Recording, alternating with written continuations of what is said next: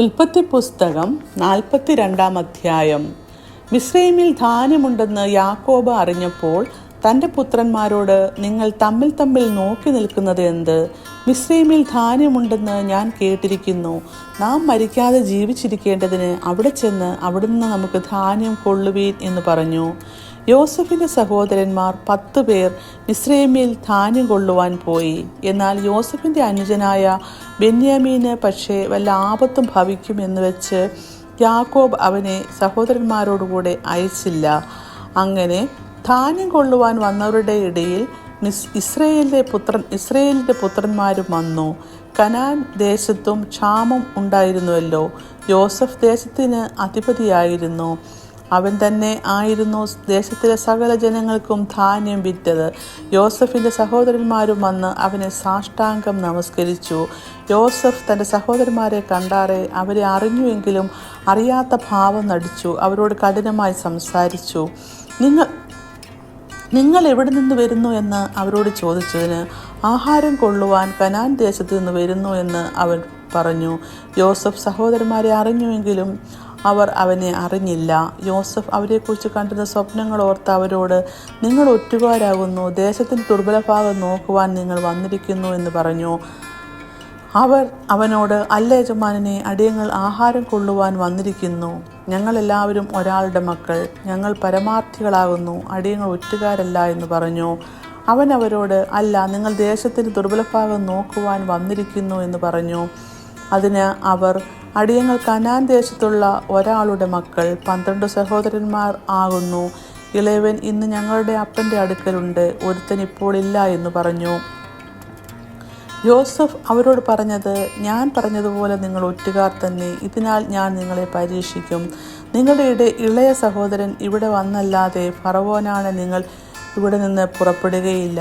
നിങ്ങളുടെ സഹോദരനെ കൂട്ടിക്കൊണ്ടുവരുവാൻ നിങ്ങൾ ഒരുത്തനെ അയപ്പീൻ. നിങ്ങളോ ബദ്ധന്മാരായി ഇരിക്കണം. നിങ്ങൾ നേരുള്ളവരോ എന്ന് നിങ്ങളുടെ വാക്ക് പരീക്ഷിച്ചറിയാമല്ലോ. അല്ലെന്ന് വരികിൽ ഫറവോനാണെ നിങ്ങൾ ഒറ്റുകാർ തന്നെ. അങ്ങനെ അവൻ അവരെ 3 ദിവസം തടവിലാക്കി. 3-ാം ദിവസം യോസഫ് അവരോട് പറഞ്ഞത്, ഞാൻ ദൈവത്തെ ഭയപ്പെടുന്നു. നിങ്ങൾ ജീവിച്ചിരിക്കേണ്ടതിന് ഇത് ചെയ്യുവീൻ. നിങ്ങൾ പരമാർത്ഥികൾ എങ്കിൽ നിങ്ങളുടെ ഒരു സഹോദരൻ കാരാഗൃഹത്തിൽ കിടക്കട്ടെ. നിങ്ങൾ പുറപ്പെട്ട് നിങ്ങളുടെ വീടുകളിലെ ബുദ്ധിമുട്ടിന് ധാന്യം കൊണ്ടുപോകുവീൻ. എന്നാൽ നിങ്ങളുടെ ഇടയ സഹോദരനെ എൻ്റെ അടുക്കൽ കൊണ്ടുവരണം. അതിനാൽ നിങ്ങളുടെ വാക്കു നേരെന്ന് തെളിയും. നിങ്ങൾ മരിക്കേണ്ടി വരികയില്ല. അവർ അങ്ങനെ സമ്മതിച്ചു. ഇത് നമ്മുടെ സഹോദരനോട് നാം ചെയ്ത ദ്രോഹമാകുന്നു. അവൻ നമ്മോട് കെഞ്ചിയപ്പോൾ നാം അവൻ്റെ പ്രാണസങ്കടം കണ്ടാരെയും അവൻ്റെ അപേക്ഷ കേട്ടില്ലല്ലോ. അതുകൊണ്ട് ഈ സങ്കടം നമുക്ക് വന്നിരിക്കുന്നു എന്ന് അവർ തമ്മിൽ പറഞ്ഞു. അതിന് രൂബേൻ, ബാലനോട് ദോഷം ചെയ്തത് ഞാൻ നിങ്ങളോട് പറഞ്ഞില്ലയോ? എന്നിട്ട് നിങ്ങൾ കേട്ടില്ല. ഇപ്പോൾ ഇതാ അവൻ്റെ രക്തം നമ്മോട് ചോദിക്കുന്നു എന്ന് അവരോട് പറഞ്ഞു. യോസഫ് അവരോട് സംസാരിച്ചത് ദ്വിഭാഷി മുഖാന്തരമായിരുന്നതുകൊണ്ട് അവൻ ഇത് ഗ്രഹിച്ചു എന്ന് അവർ അറിഞ്ഞില്ല. അവൻ അവരെ വിട്ട് മാറിപ്പോയി കരഞ്ഞു. പിന്നെ അവരുടെ അടുക്കൽ വന്ന് അവരോട് സംസാരിച്ചു.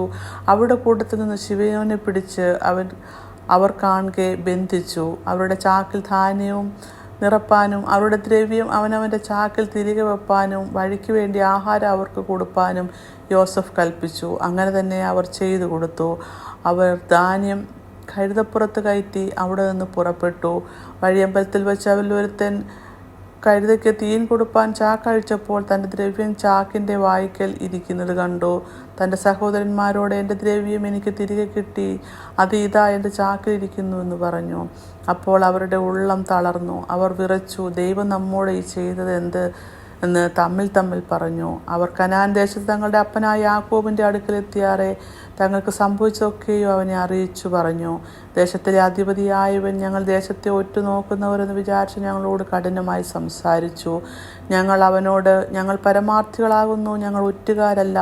ഞങ്ങൾ ഒരപ്പൻ്റെ മക്കൾ, 12 സഹോദരന്മാരായിരുന്നു, ഒരുത്തൻ ഇപ്പോഴില്ല.